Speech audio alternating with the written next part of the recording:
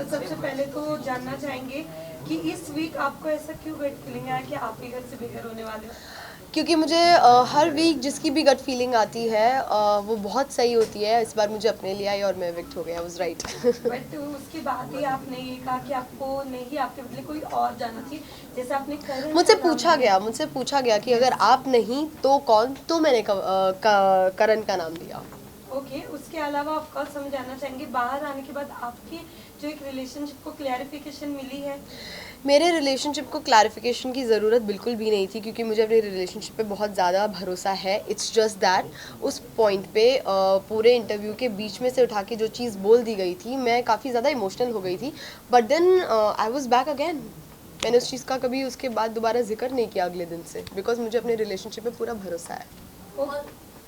Also, you know, जब शुरुआत हुई थी हमने देखा था टॉप 2 में आपका भी नाम था विवेन के साथ में। That was surprising for me also. But क्या लगता है क्या चीज़ ऐसी गलत चली गई जो वो बोलते ना चीज़ें रियलिटी में I don't know, I think ये सवाल हमें मेकर्स से पूछना चाहिए कि उनको ज़्यादा बेटर पता है, बिकॉज मुझे टॉप 2 की चीज़ भी नहीं पता थी, मुझे ये चीज़ भी नहीं पता है। लेकिन कहीं ना कहीं ऐसा लग रहा था कि आप खो गई थी ईशा और अविनाश के बीच में।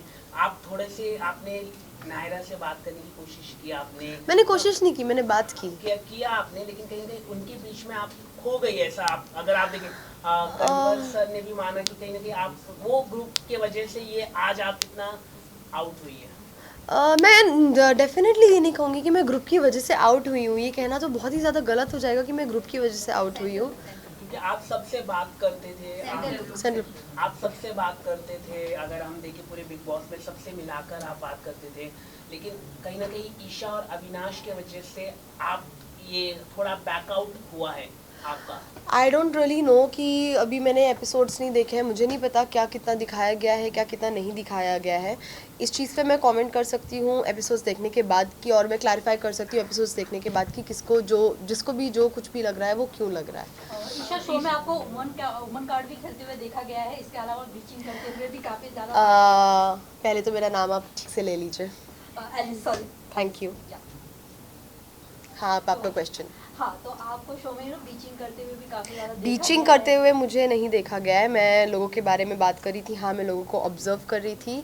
हाँ, मैं लोगों के बारे में ओपिनियंस फॉर्म कर रही थी। मैं अपने दोस्तों के साथ डिस्कस कर रही थी, वो मेरे साथ डिस्कस कर रही थी, जो गेम का एक बहुत अहम पार्ट है। तो that is what was happening, और बीच में थोड़ी बहुत मस्ती वगैरह हो रही थी, and that's it, that's about it. ऐसा लगता है आपको कॉन्फिडेंस वाइज लो हो गई थी आप, बिकॉज जब सलमान ने आपसे पूछा कि कौन घर से बाहर हो सकता है, तो आपने ऑटोमेटिकली अपना नहीं, वो कॉन्फिडेंस लो नहीं था, वो मेरी गट फीलिंग थी। मुझे पूरे हफ्ते से गट फीलिंग थी कि मैं जाने वाली हूँ, बिकॉज हर बार इनफैक्ट अभी मैंने इस चीज़ का आंसर दिया है कि हमारे दोस्तों के बीच में, हम सब के बीच में हमेशा ऐसा होता था कि इस बार कौन जाएगा, इस बार कौन जाएगा, इस बार कौन जाएगा, और हर बार मेरी गट फीलिंग सही होती थी, और इस बार मेरी गट फीलिंग मैं थी, और मुझे पूरे हफ्ते से कहीं ना कहीं पता था मैं जाने वाली थी, और मैं अपने दोस्तों को भी यही बोल रही थी कि this time it is me. So जैसे ही उन्होंने पूछा, मैंने अपना हाथ उठाया, because I knew I had that gut feeling, तो मैंने अपना हाथ उठा लिया। That was not confidence low. Isha ने कहीं ना कहीं आपके बारे में भी कुछ बैक बिचिंग की थी अविनाश के साथ, कि जैसे कि आप लोगों से बात करने जाती थी तो कहीं ना कहीं उसको लेके भी वो सवाल उठाती थी कि ये अपने कई सारे गुड पॉइंट्स बनाने के लिए कर रहे हैं। उस पर आप क्या कहना चाहिए? देखिए, मैंने अभी तक एपिसोड देखा नहीं है, तो मैं इस चीज़ पे कमेंट नहीं कर सकती, पर मैं एक चीज़ ज़रूर कह सकती हूँ कि बैक बिचिंग उसको तो नहीं कहा जाएगा। ठीक है, एक दोस्त, हम 3 दोस्त हैं, अगर किसी को किसी के बारे में कुछ लग रहा है तो उसके पीछे से बाकी 2 लोगों ने बात की है, इसका मतलब बैक बिचिंग तो नहीं हो गया है कहीं भी। उसको जो लग रहा होगा उसने बोला होगा। वैसे बाहर आप लोगों की गैंग को चुगली गैंग ये नाम दिया गया है। Yes, I'm aware. या सो डू यू थिंक कि एक्चुअली में आप लोगों के पास में कोई टॉपिक नहीं होता था? ऐसा कुछ भी नहीं है। अगर हम दूसरों के बारे में इतनी बात करते थे, जहाँ हम उनके लिए ओपिनियंस अपने बता रहे हैं, मस्ती मजाक कर रहे हैं, जजमेंट पास कर रहे हैं, इतनी बात करते थे, तो इतना सारा हमारा खुद का हंसी मस्ती एक दूसरे के बारे में होता था। तो अब बिकॉज घर के अंदर एज सच कोई इतना स्ट्रॉन्ग ग्रुप नहीं है जिसको गैंग कहा जा रहा है, तो चुगली और गैंग को मिक्स करके चुगली गैंग बना दिया गया। बाकी I don't think it is चुगली। सब लोग यहाँ पे एक चीज देखी गई कि शिल्पा जी जाकर ईशा के साथ कहीं ना कहीं बैठ गई थी, और दूसरी चीज ये शिल्पा मैम और ईशा काफ़ी अच्छा बॉन्ड शेयर करते हैं। यस, देवर टॉकिंग अबाउट कि अच्छी लड़की थी घर से बाहर हो गई, एंड कहीं ना कहीं ये भी देखा जाता है शो में कि शिल्पा जी का जो झुकाव है वो विवियन की तरफ थोड़ा ज़्यादा है, इस बारे में क्या कहेंगे? मुझे लगता है शो ख़त्म हो जाएगा उसके बाद भी पता नहीं चलेगा शिल्पा मैम का झुकाव किसकी तरफ ज़्यादा है। ओके, आपके जाने के बाद करण ने ये कहा कि आपको अफसोस होगा बाहर जाने के बाद, जिसके साथ वो बैठे हुए थे दिग्विजय। बिल्कुल भी नहीं, not 1%, not at all. Alice कहीं ना कहीं जब करण का अविनाश का इविक्शन हुआ था तब आपको पैनिक अटैक भी आया था, उस चीज़ का काफ़ी मजाक उड़ाया गया है, इस बारे में आपका क्या कहना है? I think it is very sad because मैं अकेली ऐसी इंसान नहीं हूँ इस दुनिया में जिसको पैनिक अटैक्स और एंजाइटी अटैक्स आते हैं। कई सारे ऐसे लोग हैं जिनको पैनिक अटैक और एंजाइटी अटैक आते हैं, और लेट मी टेल यू 20 अलग अलग टाइप के पैनिक अटैक्स होते हैं, ठीक है। उसमें से एक ये वाला भी होता है जहाँ इंसान शिवर करता है। मुझे खुद को कई अलग अलग टाइप के आते हैं, तो जहाँ इंसान शिवर करता है और उस टाइप में मैं शिवर करी थी। I am very aware of the video जिसके बारे में आप बात कर रहे हैं, जिस इंसान के बारे में आप बात कर रहे हैं, and it is very sad and it is very disheartening कि उस चीज़ के बारे में आप मजाक उड़ा रहे हो, किसी की मेंटल हेल्थ का मजाक उड़ा रहे हो। सो that's just not cool.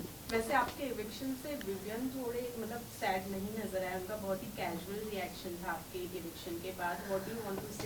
Vivian is not someone who will sit and cry, ठीक है। फर्स्ट ऑफ ऑल मुझे पता है Vivian was always there for me even during my मेरे को बस एक ही बार एंजाइटी अटैक नहीं आया था, मुझे कई दफ़ा एंजाइटी अटैक आया था, and Vivian was always there for me. Vivian always cared for me. Vivian ने हमेशा मुझे गाइड भी किया है जब भी मैंने उनसे कुछ भी एडवाइस मांगी है। मैंने उनसे 20 मिनट मांगे हैं तो उन्होंने 3 घंटे दिए हैं, 15 मिनट मांगे हैं तो 2 घंटे दिए हैं, ठीक है। So he was definitely very sad, बस उनका तरीका अलग है, उनका तरीका बाकी लोगों की तरह नहीं है। So that's that. Last question. Alice, जब आप निकल रही थी आपने कहा ट्रॉफी घर ही आनी चाहिए, तो आपको क्या लगता है इन तीनों में से किसके घर जा सकती है ट्रॉफी? आनी तो घर ही चाहिए, बट अगर मुझसे एक इंसान पूछा जाए तो मैं बोलूँगी विवियन। अगर हम बात लास्ट क्वेश्चन था ना। एक सवाल जैसे कि आपके रिश्तों के बारे में कई सारी बात हुई थी, कहीं ना कहीं ऐसा लग रहा था कि makers try to destroy your relationship, what इस पर आप क्या कहना चाहेंगे? I wouldn't say makers try to destroy my relationship. मेरा रिलेशनशिप इतना, पहली बात तो makers didn't try to do that. Secondly मेरा रिलेशनशिप इतना फ्रेजाइल नहीं है कि बस एक स्टेटमेंट से वो टूट जाए। या Alice, thank you. Thank you.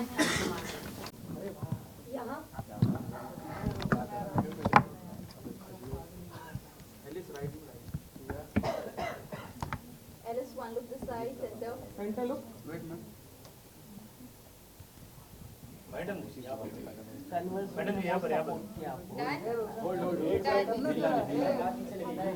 Converse ने बहुत सपोर्ट किया।